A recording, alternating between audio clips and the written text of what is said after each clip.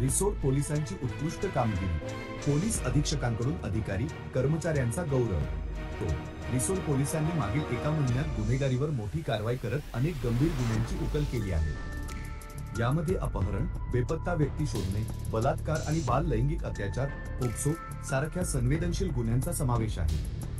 पोलिसांनी तत्परतेने तपास करत पीडितांना न्याय मिळवून दिला आणि आरोपींना अटक करून कायद्याच्या कचाट्यात आणले.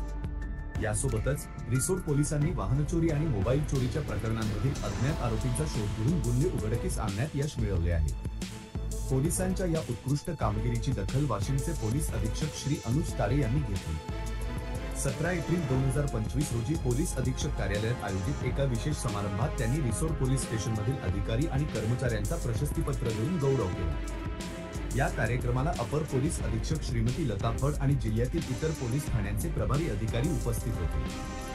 सत्कार करण्यात आलेल्या पोलीस कर्मचाऱ्यांमध्ये सहाय्यक पोलीस अधीक्षक वाशिम श्री नवदीप अग्रवाल, पोलीस निरीक्षक श्री रामेश्वर चव्हाण, सहाय्यक पोलीस निरीक्षक शिवचरण डोंगरे, पोलीस उपनिरीक्षक सचिन गोखले, पोलीस उपनिरीक्षक रामेश्वर नागरे, पोलीस हवालदार रतन बावस्कर, मंगेश मालवे, पोलीस अंमलदार रवी अडागळे, विनोद घनवट, परमेश्वर बोणे, प्रवीण ढवणे, हेमंत सरकटे, विश्वास चव्हाण, रुपेश मस्के आणि साहेबराव मुकाडे यांचा समावेश होता.